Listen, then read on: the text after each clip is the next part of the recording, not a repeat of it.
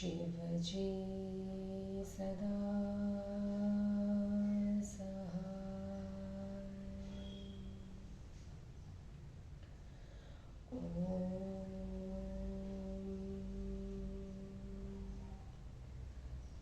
नमः शिवाय। गुरुजी सदा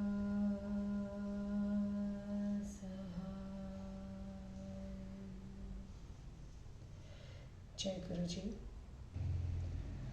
अथ श्री वामन पुराणे षट्षष्टिः अध्यायः। अरजा उवाच नात्मानं तव दास्यामि बहुनोक्तेन किं तव रक्षन्ति भवतः शापा दात्मानं च महीपते। प्रह्लाद उवाच इत्थं विवदमानां तां भार्गवेन्द्रसुतां बलात् कामोपहतचित्तात्मा व्यध्वं सयतमन्दति तां कृत्वा च्युतचारित्रां मदान्धः पृथिवीपतिः निष्वकामाश्रमात् तस्मात् गतच्व नगरं निजं सापि शुक्रसुता तन्वी अरजा प्लुता आश्रमादथ निर्गत्य बहिस्तस्थावधूमुखी चिन्तयन्ती स्वपितरं रुदती च मुहुर्मुहुः महाग्रहोपतत्त्वेव रोहिणी शशिनः प्रिया ततो बहुतिथे काले समाप्ते यज्ञकर्मणि पातालादागमच्छुक्रः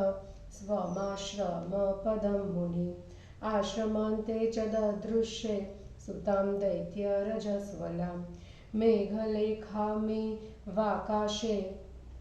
सन्ध्यारागेण रञ्जितां तां दृष्ट्वा परिपप्रच्छ पुत्रिकेनासि धर्षिता कः क्रीडति सरोषेण सममाशीविषेण हि को देवयाम्नां नगरीं गमिष्यति सुदुर्मतिः कत्स्वां शुद्धसमाचारं विद्मं सयति पापकृता ततः स्वपितरं दृष्ट्वा कम्पमाना पुनः पुनः रुदन्ती विदयोपेता मन्दं मन्दमुवाचः तव शिष्येण दण्डेन वार्यमाणेन चास्कृत बलादनाथा रुदति नीताहं वचनीयताम् एतत् पुत्र्या वचः श्रुत्वा क्रोधन् सरत्वलोचन् उपस्पृश्य शुचिर्भूत्वा इदं वचनमब्रवीत् यस्मात्तेन विनीतेन मत्तोऽहमभयमुत्तमं गौरवं च तिरस्कृत्य च्युतधामा रजाकृता तस्मात् सराष्ट्रः सबलः सभृत्यो वाहने सह सप्तरात्रान्तरात् भस्म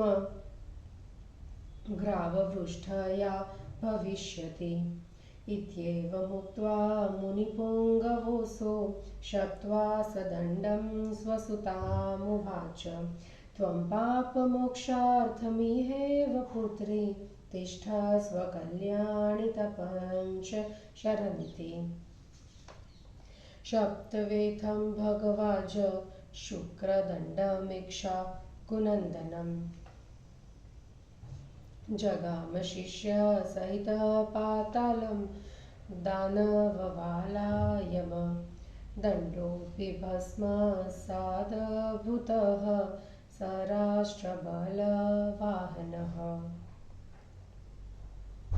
महताग्राववर्षेण सप्तरात्रान्तरे तदा एवं दण्डकारण्यं परित्यजन्ति देवता आलयं राक्षसानां तु कृतं देवेन शम्भुना एवं परकलत्राणि नयन्ति सुकृतीनपि भस्मभूतान् प्राकृतांस्तु महान्तं च पराभवम् तस्मादधनकः दुर्बुद्धिर्न कार्य भवतात्वियं प्राकृतापि दहेन्नारी किमु तावो द्रिनन्दिनी शङ्करोऽपि न दैत्येश शक्यो जेतुं सुरासुरे द्रष्टुमप्यमितोजस्कः किमु योधयितुं रणे। पुलत्स्य उवाच इत्येवमुक्ते वचने कुद्रस्ताम्रेक्षणश्वसन् वाक्यमाह महातेजः प्रह्लादं चान्धकासुरः किं ममासोरणे युद्धं शक्तस्त्रीणय नरो नोऽसुर एकाकी धर्मरहितो भस्मारुणीत विग्रह नान्धको बिभियान्द्रिन्द्रान्नामन्रेभ्यः कथंचन स कथं वृषपत्राक्षात् बिभेति श्रीमुखे क्षकात् तच्छ्रुत्वास्य वचो घोरं प्रह्लादः प्राह नारद न सम्यग्गुप्तं भवता विरुद्धं धर्मतोऽर्थतः हुताशनपङ्गाभ्यां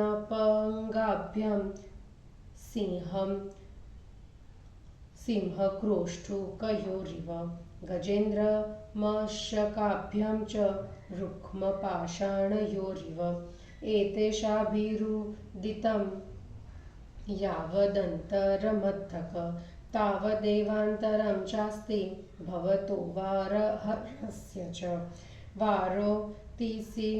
वारितोऽसि मया वीर भूयो भूयश्व वार्यसे शृणुष्व वाक्यं देवर्षे रसितस्य महात्मनः यो धर्मशीलो जितमानरोषो विद्धा विनीतो न परोपतापि स्वदारतुष्टः परदारवर्जी न तस्य लोके भयमस्ति किञ्चित् यो धर्महीनः कलहप्रियः सदा परोपतापी श्रुतिशास्त्रवर्जितः परार्थदारे सुरवर्णसङ्गमे सुखं न विन्देत परत्र चेह धर्मान्वितोद्भूत भगवान् प्रभाकरः सत्याक्तरोषश्वमुनिः सवारुणिः विधान्वितो भून्मनुरर्कपुत्रः स्वदारसन्तुष्टमनः स्वगस्त्यः एतानि पुण्यानि कृतान्यमेभिः मर्यानि बन्धानि कुलक्रमोक्त्या तजोन्विताशापभरक्षमाश्व जाताश्व सर्वे सुरसेधपूज्याः अधर्मयुक्तोऽङ्गसूतो बभूव विभुष्वनित्यं कलहप्रियोऽभूत् परोपतापी न मुचिर्दुरात्मा पराबलिप्सुर्नहुषश्वराजा परार्थलिप्सुर्दितिजो हिरण्यदृक् मूर्खास्तु तस्याप्यनुजः सुदुर्मतिः अवर्णसङ्गी यदुरुत्तमोज एते विनष्टास्त्वनयात् पुरा हि तस्मादधर्मो न सन्त्य यो धर्मो हि परमगाति धर्महीना नरा यान्ति रौरवं नरकं महत् धर्मस्तु गदितः पुंभिः तारणे दिवि चेच्च पतनाय तथा धर्म इह लोके परत्र च त्याज्यं धर्मान्नित्यं परदारोपसेवनं नयन्ति परदारा हि नरकानेकविंशतिं सर्वेषामपि वर्णानामेषधर्मो ध्रुवोऽन्धकः परार्थपरदारेषु यदा वाञ्छां करिष्यति स याति नरकं घोरं रौरवं बहुलः समः एवं पुरासुरपते देवर्षिरसत्सितो व्ययः प्राह धर्मव्यवस्थानं खगेन्द्रायारुणाय हि तस्मात् सुदूरतो वर्जेत् परदारान् विचक्षणः नयन्ति निकृतिप्रज्ञं परदारा पराभवम्। पुलत्स्य उवाच इत्येवमुक्ते वचने प्रह्लादं प्राहञ्चान्दकः भवान् धर्मपरत्वेको नाहं धर्मसमाचरे।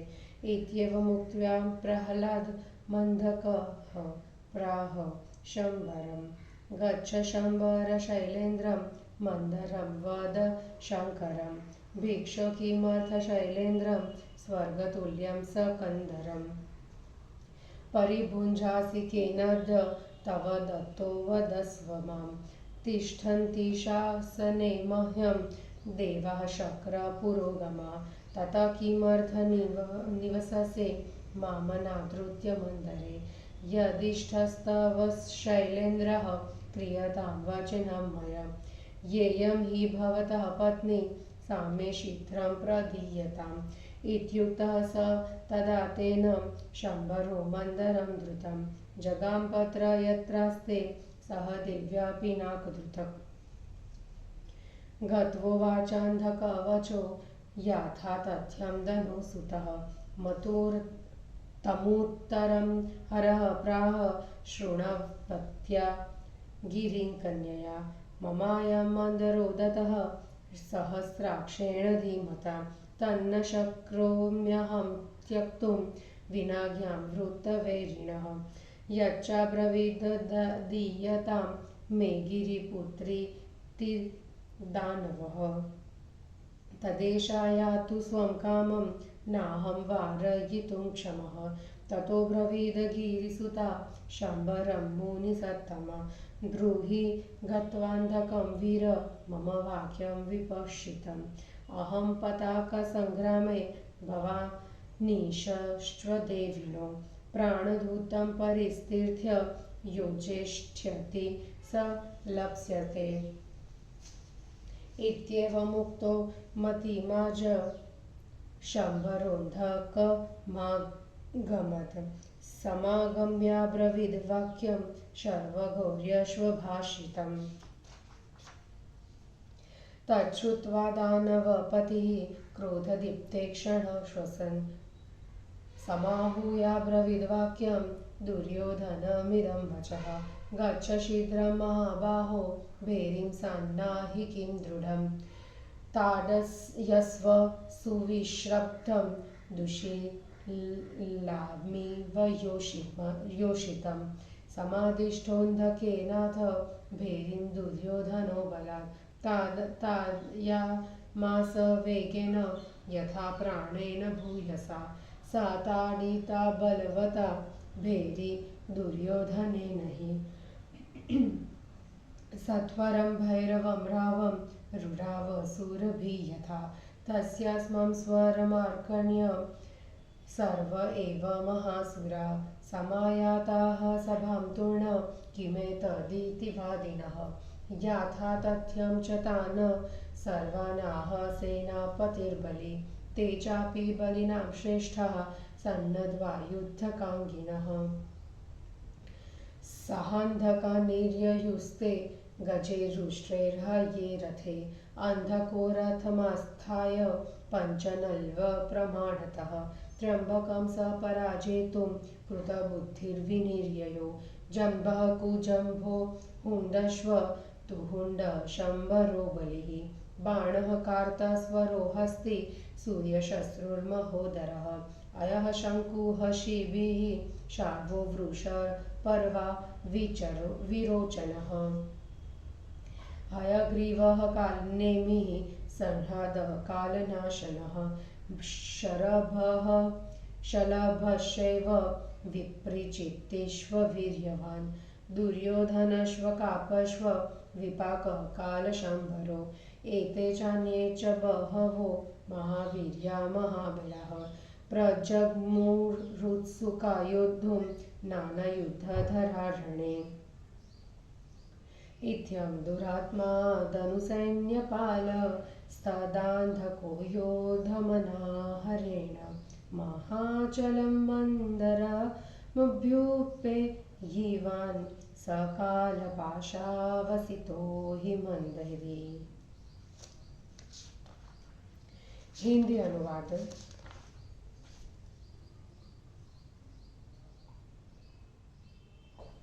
इंदक अर्जा के प्रसंग में शुक्र द्वारा दंडक को शाप, प्रहलाद का अंधक को उपदेश और अंधक शिव संदर्भ का वर्णन। अर्जा ने कहा, पृथ्वीपते, आपके अधिक कहने से क्या लाभ? थोड़े में समझ लीजिए कि पिता के शाप से आपकी और अपनी रक्षा करती हुई ही मैं अपने को आपके लिए समर्पित नहीं करूंगी। प्रहलाद ने कहा, काम से अंधे हुए उस मूर्ख ने इस प्रकार विवाद करती हुई श्रेष्ठ भार्गव कुल में प्रसूत उस कन्या को हठात अपावन कर दिया।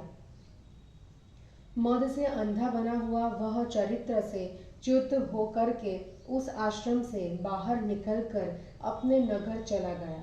उसके बाद रज से लपटाई वह कृशांकी शुक्रपुत्री अर्जा भी आश्रम से बाहर निकलकर नीचे मुख लटकाए बैठ गई। राहु से पीड़ित चंद्र प्रिया रोहिणी के समान वह अपने पिता का चिंतन करती हुई बारंबार रोने लगी। उसके बाद जब बहुत तिथि वाला समय बीत गया और यज्ञ समाप्त हो गया, तब शुक्र मुनि पाताल से अपने आश्रम में आए। दैत्य उन्होंने आश्रम से बाहर आकाश में संध्या के समय लालिमा से रंजित मेघमाला की तरह धूल से लिपटी हुई अपनी पुत्री को देखा। उसे देखकर उन्होंने पूछा, पुत्री, किसने तुम्हारा घर्षण किया है, मतलब कि अपमान किया है? क्रोध भरे सांप से कौन खेल कर रहा है? पवित्र आचरण वाली तुम्हें शील से च्युत कर कौन दुर्बुद्धि पापी आज ही यमपुरी जाने वाला है?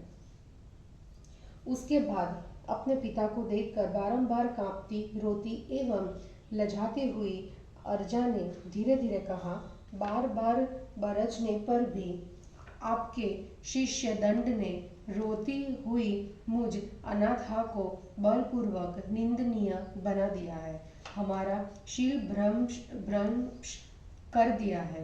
कन्या की इस बात को सुनकर शुक्राचार्य की आंखें क्रोध से अत्यंत लाल हो गई।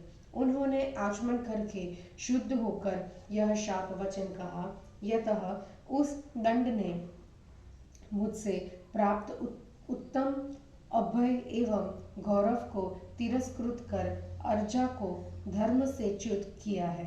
अतः वह 7 रात्रियों दिनों में उपल वृष्टि के कारण राष्ट्र, सेना, भृत्य एवं वाहनों सहित विनष्ट हो जाए। उन मुनिश्रेष्ठ ने ऐसा कहकर दंडक को शाप देने के बाद अपनी पुत्री से कहा, पुत्री कल्याणी, पाप से छुटकारा पाने के लिए तुम तपस्या करती हुई यहीं रहो। भगवान शुक्र इक्ष्वाकुनंदन दंड को इस प्रकार शाप देकर शिष्य के साथ दानवों के निवास स्थान पाताल लोक में चले गए। उसके बाद दंड भी बहुत बड़ी उपल वृष्टि के कारण 7 रात्रियों के भीतर ही अपने राष्ट्र, सेना और वाहनों के साथ नष्ट हो गई। यही कारण है कि देवताओं ने दंडकारण्य को छोड़ दिया और शंभु ने उससे राक्षसों का स्थान बना दिया। इस प्रकार जैसा कि ऊपर वर्णित है, परनारियां अपने को अपवित्र करने वाले पुण्यात्माओं को भी जलाकर राख, मतलब कि नष्ट कर देती है। फिर साधारण मनुष्य तो बहुत बड़ा तिरस्कार प्राप्त करते हैं। अतः अंधक, आपको ऐसी दुर्बुद्धि नहीं करनी चाहिए। असाधारण स्त्री भी जला सकती है तो पार्वती का क्या कहना। दैत्येश, सूर या असुर कोई भी महादेव को नहीं जीत सकता। जब रण में अत्यधिक ओज से संपन्न शंकर को देखा भी नहीं जा सकता, तब उनसे युद्ध करना कैसे संभव है? पुलत्स्य जी बोले, ऐसा वचन कहने पर क्रुद्ध एवं लाल लाल आंखें किए हुए महातेजस्वी अंधकासुर ने लंबी सांस लेते हुए प्रहलाद से कहा, असुर, क्या शरीर पर राख लपेटे किंतु लोग धर्म से रहित अकेला वह त्रिनयन लड़ाई के मैदान में मुझसे युद्ध कर सकता है। जो अंधक इंद्र या देवताओं से कभी नहीं डरता, वह बैल की सवारी करने वाले तथा स्त्री का मुख निहारने वाले त्रिनेत्र शंकर से कैसे डर सकता है। नारद उसके उस कठोर वचन को सुनकर प्रहलाद ने कहा, आप यह उचित नहीं कर रहे हैं। आपका कहना धर्म एवं अर्थ के विपरीत है। अंधक अग्नि और जुगनू, सिंह और सियार, गजेंद्र और मशक तथा सोने और पत्थर में जितना अंतर कहा जाता है, उतना ही अंतर आप और शंकर की तुलना में है। वीर, आपको मैंने रोका है और अब भी बार बार रोक रहा हूँ। आप देवर्षि असित का वचन सुने।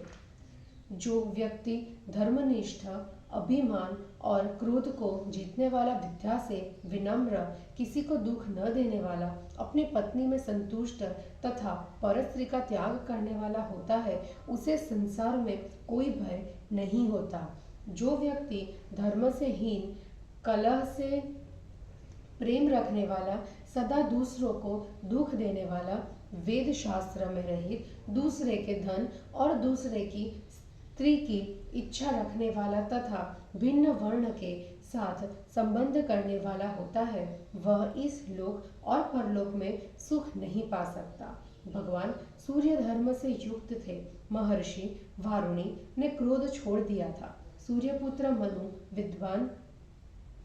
विद्वान थे और अगस्त्य ऋषि अपनी पत्नी में संतुष्ट थे। मैंने कुल के क्रमानुसार इन पुण्य करने वालों का उल्लेख किया है। शाप और वर देने में समर्थ ये सभी तेजस्वी लोग देवताओं और सिद्धों के पूज्य हुए। अंग पुत्र वे अधार्मिक और शक्तिशाली तथा नित्य कलह प्रिय था। दुरात्मा नमुची परसंतापी एवं राजा नहुष पर स्त्री पर अधिकार प्राप्त करना चाहता था। दिति का पुत्र हिरण्याक्ष पर धन का लालची था। उसका छोटा भाई दुर्बुद्धि एवं मूर्ख था तथा पराक्रमी यदु भिन्न जाति के साथ संबंध करने वाला था। ये सभी पूर्व काल में दुर्नीति के कारण नष्ट हो गए। इसलिए धर्म को नहीं छोड़ना चाहिए, क्योंकि धर्म ही उत्तम गति है। धर्म से हीन मनुष्य महान रौरव नरक में जाते हैं। पूर्वजों ने धर्म को ही परलोक को पार करने वाला बताया है तथा अधर्म को इस लोक और परलोक में पतन का हेतु बताया है। धर्मनिष्ठ व्यक्तियों को परस्त्री का सेवन करना सदैव वर्जनीय बताया है। यतः परस्त्रियां इस 21 नरकों में ले जाती है। अंधक सभी वर्णों के लिए यह निश्चित धर्म है। जो मनुष्य दूसरे के धन और दूसरे की स्त्री में कामना करता है, वह बहुत वर्षों के लिए भयंकर रौरव नरक में जाता है। राक्षस राज प्राचीन समय में महात्मा देवर्षि असित ने गरुड़ तथा अरुण से धर्म की यह व्यवस्था कही थी। इसलिए विद्वान व्यक्ति दूसरी स्त्रियों को दूसरे ही परित्याग कर दे, क्योंकि परस्त्रियां नीच बुद्धि वाले मनुष्यों को तिरस्कृत कर देती है। पुलत्स्य जी बोले, इस प्रकार का वचन कहने पर अंधक ने प्रहलाद से कहा कि आप अकेले धर्मनिष्ठ है, मैं धर्म का व्यवहार नहीं करता। प्रहलाद से इस प्रकार कहकर अंधक ने शंबर से कहा, शंबर, तुम मंदर पर्वत पर जाओ और शंकर से कहो, भिक्षुक, तुम गुफा में रहने वाले होकर और सबके समान मंदर पर्वत का उपभोग क्यों कर रहे हो? मुझे बतलाओ कि तुमको इसे किसने दे दिया है। इंद्र आदि देवता मेरा शासन मानते हैं। तुम मेरा अपमान करके इस मंदर पर्वत पर कैसे रह रहे हो? यदि यह पर्वत राज तुम्हें अभीष्ट है तो मेरे कहने के अनुसार कार्य करो। तुम्हारी जो यह स्त्री है उसे मुझे शीघ्र दे दो। उसके ऐसा कहने पर शंबर शीघ्रता से उस मंदर पर्वत पर गया जहाँ पिनाकी पाणी शंकर देवी के साथ निवास कर रहे थे। धनुपुत्र ने वहां जाकर अंधक के वचन को ज्यों का त्यों कहा। शंकर ने पर्वत नंदिनी के सुनते हुए ऐसे उत्तर दिया, बुद्धिमान इंद्र ने मुझे यह मंदर पर्वत दिया है, इसलिए वृत्रासुर के वैरी इंद्र की आज्ञा के बिना मैं इसे नहीं छोड़ सकता। दानव ने जो यह कहा कि गिरी नंदिनी को मुझे दे दो तो ये अपनी इच्छा से जा सकती है, मैं इन्हें नहीं रोक सकता। मुनि सतम, उसके बाद गिरिपुत्री पार्वती ने शंबर से कहा, वीर तुम जाकर विद्वान अंधक से मेरी बात कहो। संग्राम में मैं तो पताका हूं, आप और शंकर खेलने वाले हैं। प्राणों का दूत फैलाकर जो जीतेगा वह मुझे प्राप्त करेगा। ऐसा कहने पर बुद्धिमान शंबर अंधक के पास गया एवं उसने शंकर तथा गौरी की कही हुई बातें उससे कह दी। उसे सुनकर दानवपति की आंखें क्रोध से जलने लगी।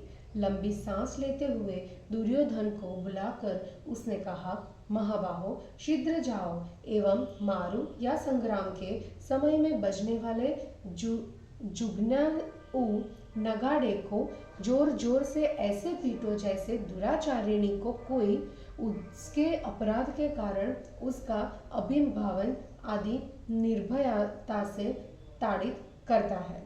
उसके बाद अंधक के आदेश प्राप्त कर दुर्योधन अत्यंत बलपूर्वक जी जान से वेगपूर्वक भेरी को बजाने लगा।